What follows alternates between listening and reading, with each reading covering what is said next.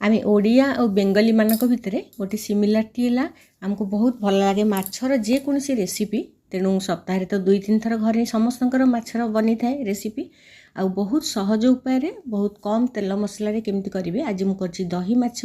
आगुरी जब देखी थे मो वीडियो मुझे केतथर भी अलग आइटम संगे देखी मु रोही माछ ये नहीं रोही माछ 6 खंड 3 जनक बनई यहाँ ता सागर मुझे 120 बा 130 ml खंडे भल दही जोटा बेसी खट्टा ही नथुबो दही को भल भाव फेंटिला परे से सोरिष तेल गोटे चामच बेसन टिके हलदी टिके लंका गुंड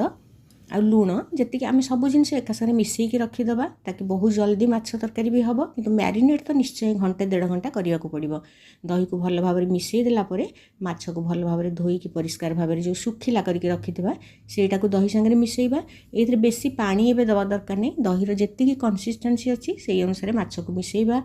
घंटे पर मु सोरिष तेल यहाँ करी पंचफुटन देइछि हेंगु भृषंग पत्र कंचा लंका जी खाइबे दे पारे दुईटा देइछि गोटे छोट पियाज को छोट छोट खंड करी काटिकी देइछि टमाटो भी देइछि सब जिनस न देइकी भी खाली करहब टिके हलदी गुंड टिके लंका गुंड आ लुण देइछि माछ गोटे घंटा मोर मैरिनेट होइला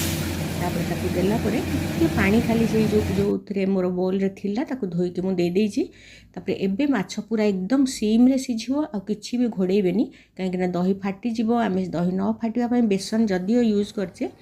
तथापि माछ को घोड़ेइबानी 15-20 मिनिट पर्यंत एपट सेपट करिकी तापर देखिबा जदि आपनको पानी कम लागुथो बा तळे लागिला भलिया लागिबो टिके पानी देई परिबे। मोर आज बहुत जल्दी हो जाइतिला आ आमे समस्त दही माछ बहुत भल पाऊ गोटे रेसिपी रे भी आपण माने लंच हो बा डिनर खाई परिबे।